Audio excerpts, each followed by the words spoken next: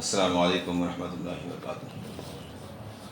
الحمد للہ رب العالمین والصلاة والسلام علی خیر خلقہ محمد وعلی آلہ وصحبہ اجمعین ومن تبعہم بإحسان الی یوم الدین، اما بعد۔ اعوذ باللہ من الشیطان الرجیم، بسم اللہ الرحمن الرحیم۔ وما خلقت الجن والانس الا لیعبدون۔ رب اشرح لی صدری ویسر لی امری واحلل عقدۃ من لسانی یفقہوا قولی۔ محترم سامعین، ہم نے اور آپ نے کشف و شبہات میں ان لوگوں کے تمام ڈاؤٹس اور شبہات دیکھے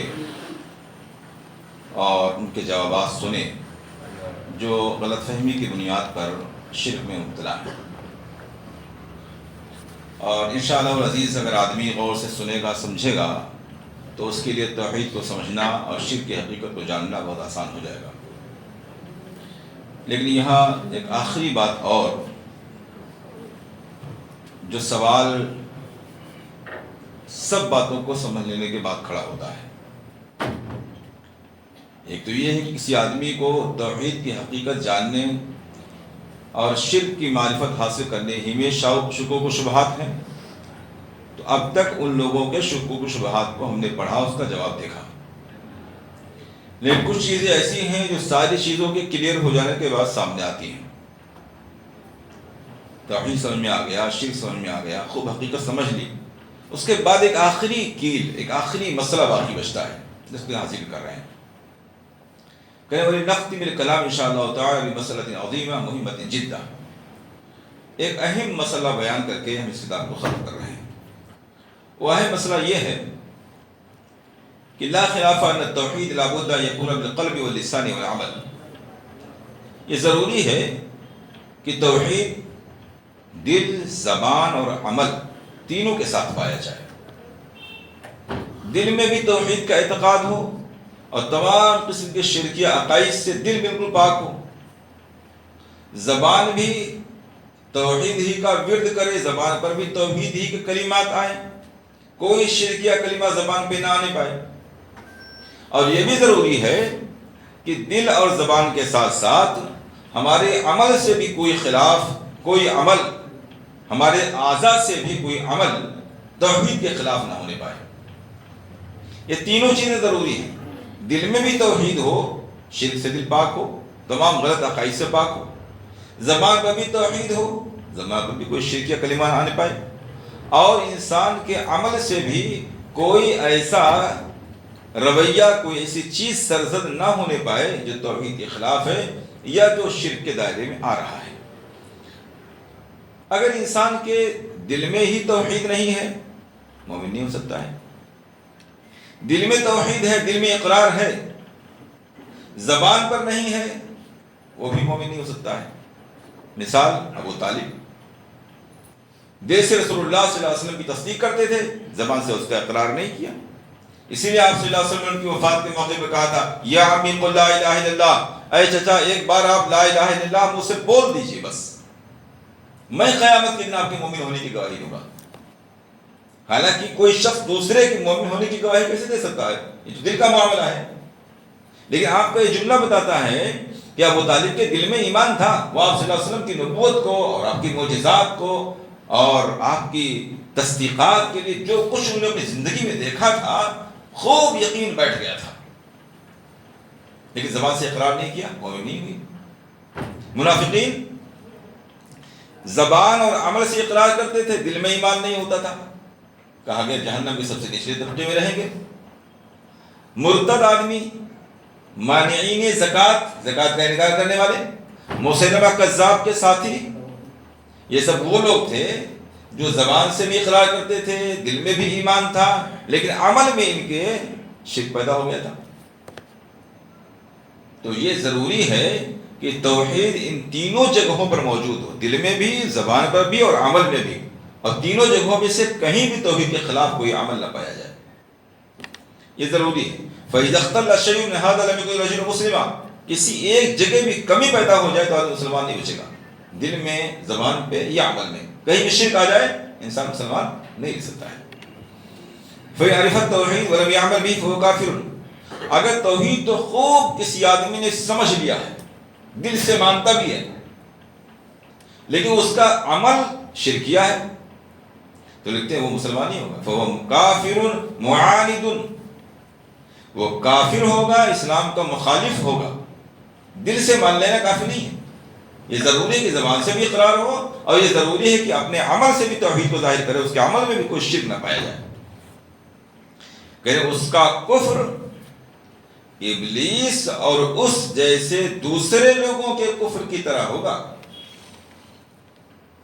جو آدمی دل میں یقین رکھتا ہو اور زبان اور عمل سے شرکیہ رویہ اختیار کر رہا ہو، وہ کافر ہوگا، باغی اور سرکش ہوگا، اور اس کا کفر ابلیس کے کفر کی طرح ہوگا.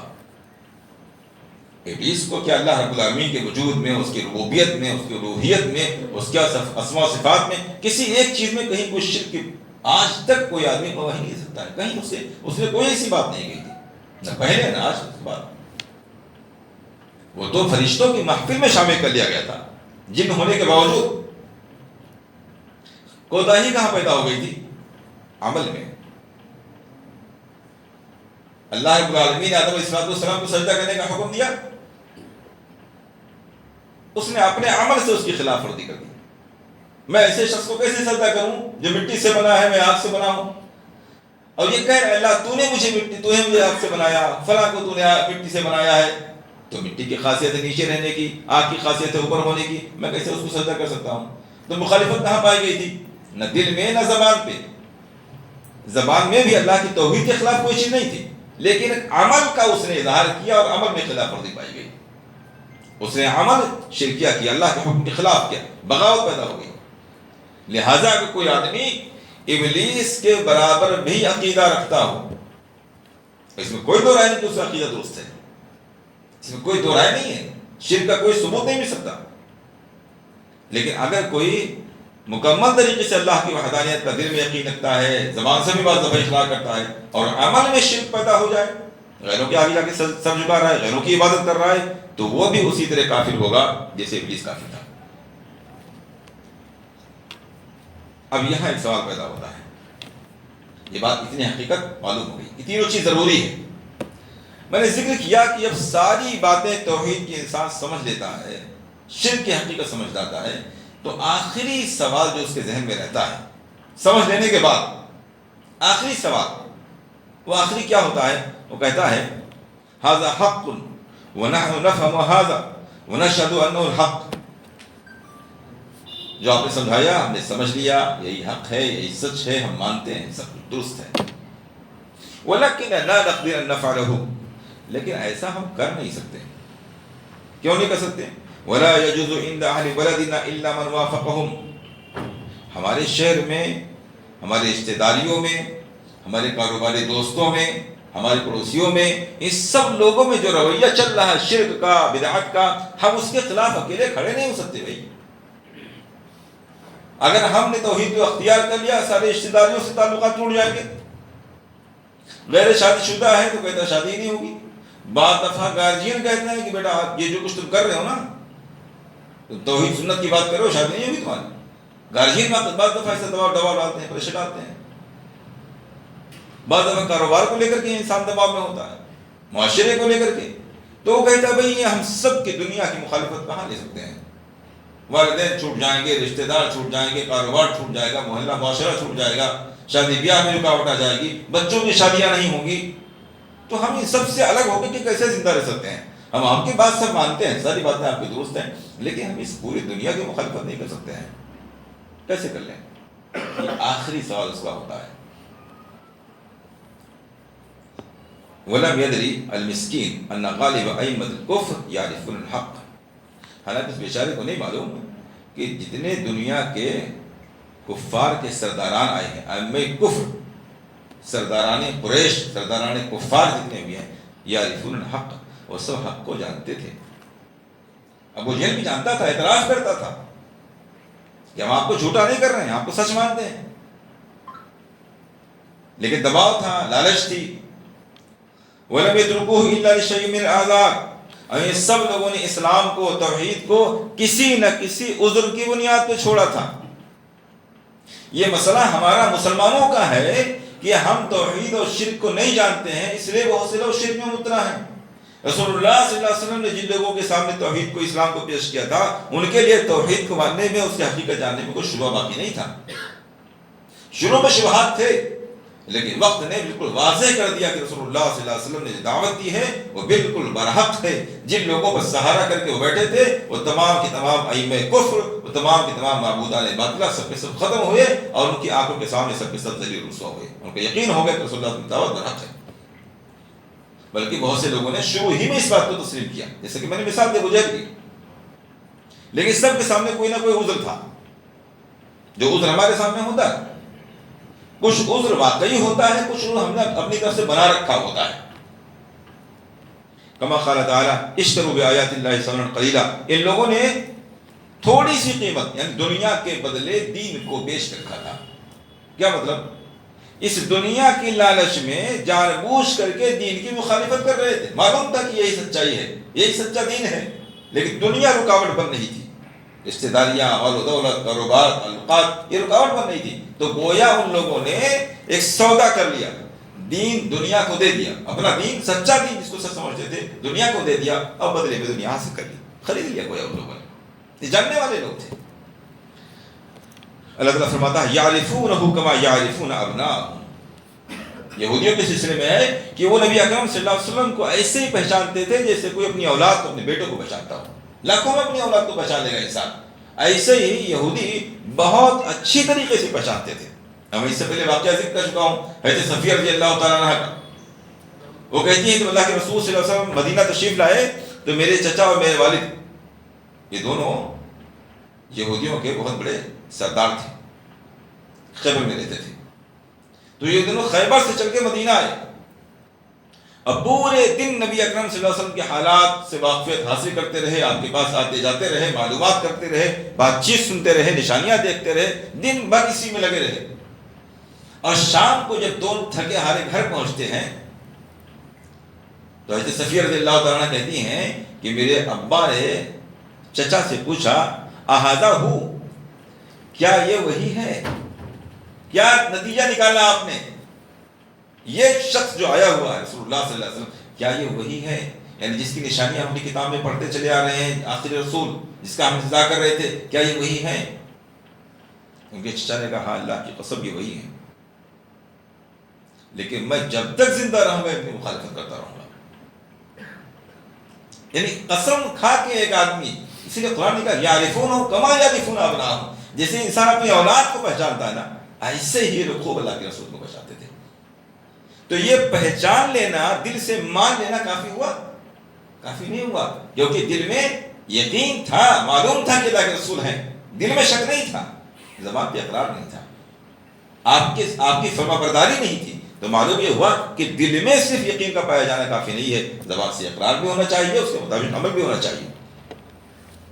فَإِنْ عَمِلَ بِالتَّوْحِيدِ عَمَلًا ظَاهِرًا وَهُوَ لَا يَفْهَمُهُ أَوْ لَا يَعْتَقِدُهُ بِقَلْبِهِ فَهُوَ مُنَافِقٌ، اگر کوئی آدمی ظاہری طور پر توحید پر عمل کرے لیکن وہ توحید کو سمجھتا ہی نہ ہو یا دل سے توحید کو مانتا ہی نہ ہو تو منافق ہو جائے گا۔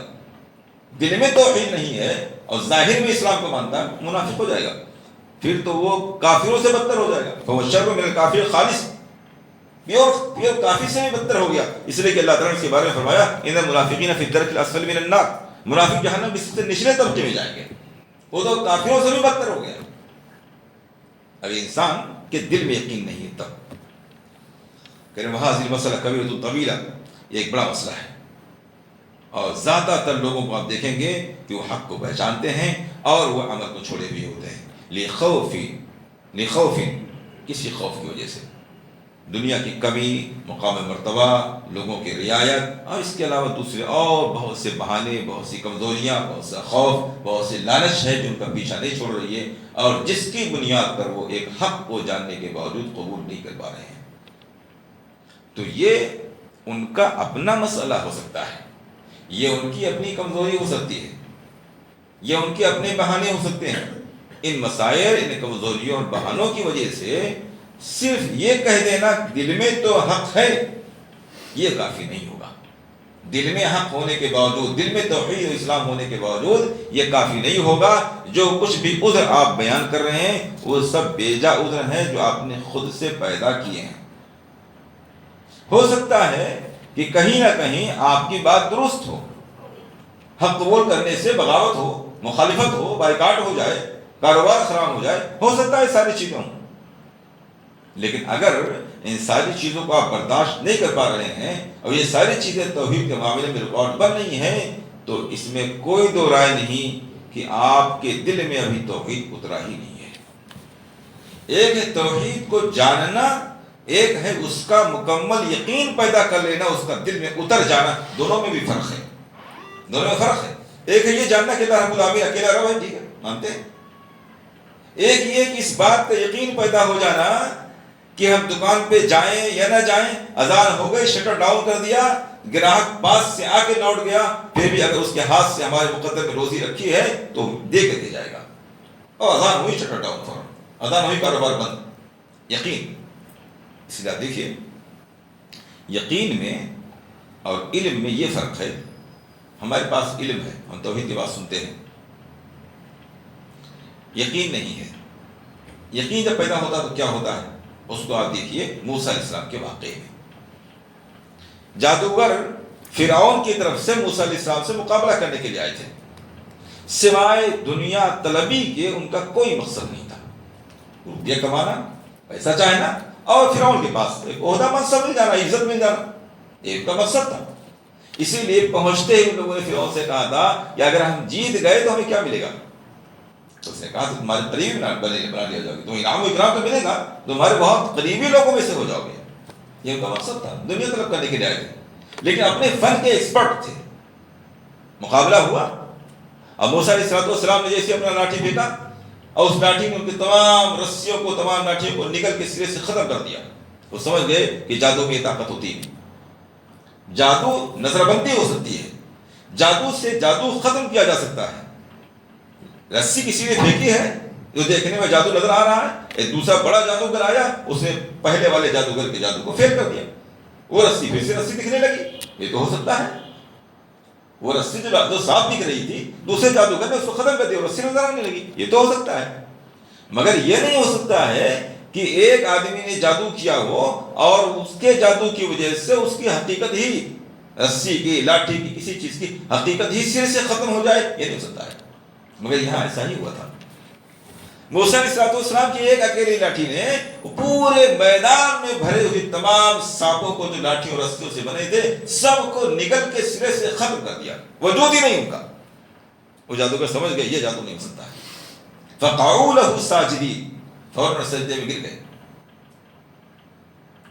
فرعون نے دیکھا بہت سخت غضبناک ہوا اور کہنے لگا کہ میری اجازت کے بغیر تم نے ایسا کر لیا، اب میرے سمجھ میں آیا تم لوگوں کی پلاننگ تھی، یہ تم لوگوں کا گرو ہے، سردار ہے۔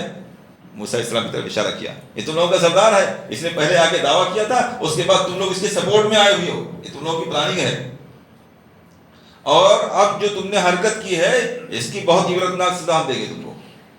لَنُقَطِّعَنَّ أَيْدِيَكُمْ وَأَرْجُلَكُمْ مِنْ خِلَافٍ، اور کما قال، تمہارے ہاتھ پیر کو آگے الٹا کاٹ دیں گے ہم، وَلَنُصَلِّبَنَّكُمْ فِي جُذُوعِ النَّخْلِ، اور کھجور کے پیڑ پہ لٹکا دیں گے، پھانسی دے دیں گے تم کو، دائنا ہاتھ تو بائیں پیر الٹا کاٹ دیں گے اور پھانسی لٹکا دیں گے۔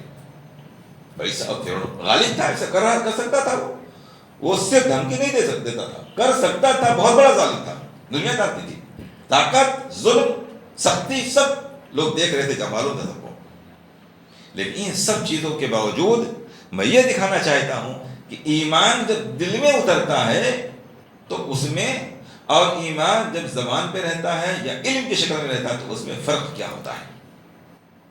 جب فرعون نے دھمکی دی تو اب یہ لالچی لوگ جو دنیا کے لیے ابھی آئے ہوئے تھے، جو فرعون کا درباری بننے کی لالچ رکھتے تھے، اب وہ کیا جواب دے رہے ہیں؟ اسی فرعون کو اس کے منہ پہ جواب دے رہے ہیں، فَاقْضِ مَا أَنْتَ قَاضٍ إِنَّمَا تَقْضِي هَذِهِ الْحَيَاةِ الدُّنْيَا، جو تم سے بن پڑے کر لو، جو فیصلہ کرنا چاہو کر لو، تمہارا بس صرف اسی دنیا میں چل سکتا ہے، بس آخرت میں تمہارا کوئی اختیار نہیں ہوگا۔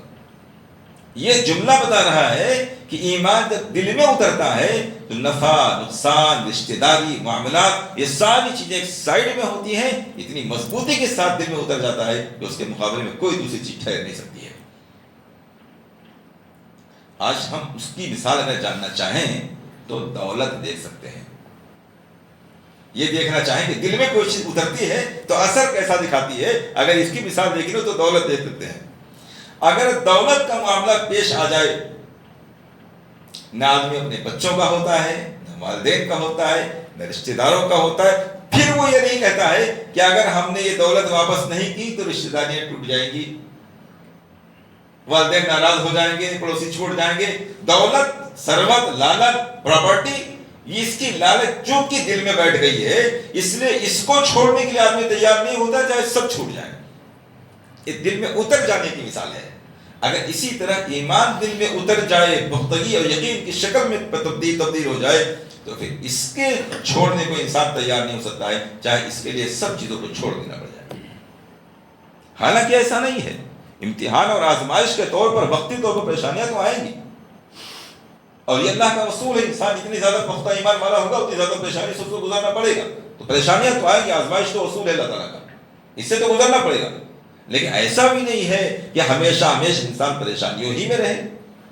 ایک وقت آئے گا جب اس پریشانی میں، مصیبتوں میں صبر کے ساتھ، تحمل کے ساتھ دین پہ قائم رہیں گے تو اللہ رب العالمین حالات کو بدلے گا. اور اس کی مثال دیکھ لیے، صحابہ کرام کو دیکھ لیے. ایک وقت ایسا تھا کہ ساری پراپرٹی چھوڑ کر مکے سے نکلنے نہیں دیا جا رہا تھا. مکے سے چپکے سے چھپ چھپا کے نکلے تھے. خود آپ صلی اللہ علیہ وسلم کو دیکھیے نا، اپنے ساتھیوں کے صدیق رضی اللہ عنہ کے ساتھ کس طرح سے نکلے تھے. مکہ کے نوجوان آپ کو قتل کرنے کے لیے آپ کے گھر کو گھیرے ہوئے ہیں، آپ صلی اللہ علیہ وسلم اپنی جگہ پہچانی کو لٹا کے نکلے ہیں، اپنے ساتھی کو لے کے چپکے سے نکلے ہیں، اور 3 دن جا کر کے ایک پہاڑی میں چھپے ہوئے ہیں کہ مکہ والوں کو خبر نہ ہو جائے. اور مکہ والوں نے 100 اونٹ کا انعام رکھا ہے. اگر کوئی ان دونوں کو زندہ مردہ لے آئے، 100 اونٹ ماں ساز و سامان اس کو انعام میں دیا جائے گا. 100 اونٹ آج کے حساب سے کروڑ سے کم تو کسی قیمت پہ نہیں بنے گا. اگر 1 لاکھ کی ایک اونٹ کی قیمت ہم ایک ہی پکڑ لیتے ہیں، حالانکہ ایک سے بھی اوپر ہوتا ہے، تو 1 کروڑ تو ایسا ہی ہو گیا. اور اس کے ساز و سامان کے ساتھ اس زمانے میں بہت بڑا انعام تھا بھائی، یہ بہت بڑا انعام تھا. یہ ایک دن تو ایسا تھا. اور ابھی صرف 8 سال گزرے، آزمائش ہوئی، پورا 8 سال آزمائش کا گزرا.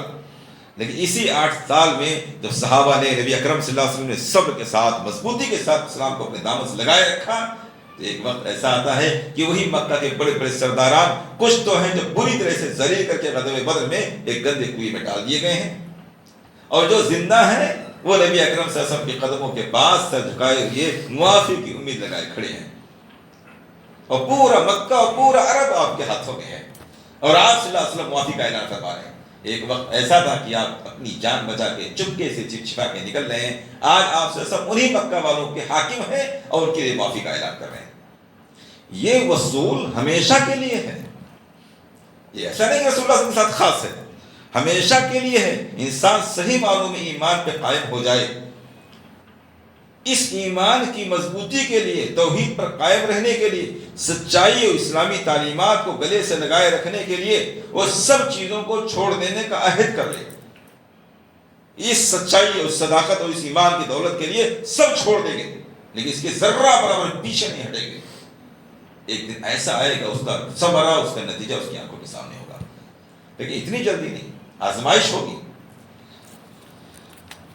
تو بہرحال یہ جو عذر بیان کیا جا رہا ہے یہ کوئی شرعی عذر نہیں ہے. یعنی اس عذر کی بنیاد پر کوئی انسان اللہ تعالیٰ کے ہم معذور نہیں ہو سکتا ہے کہ ہم توحید کو اختیار کر لیں تو سماج سے بائیکاٹ ہو جائے گا، بیوی بچوں سے بائیکاٹ ہو جائے گا، ہم مجبور ہیں. یہ اسلام کی نظر میں مجبوری نہیں ہے. اس لیے اس عذر کو بہانہ بنا کر کے توحید کو نہیں چھوڑا جا سکتا ہے. اللہ رب العالمین سے دعا ہے کہ ہمیں کتاب و سنت کو صحیح معنوں میں سننے سمجھنے، اس پر عمل کرنے اور اس کے تقاضوں کو پورا کرنے کی توفیق عطا فرمائے. آمین. آخر دعوانا الحمدللہ.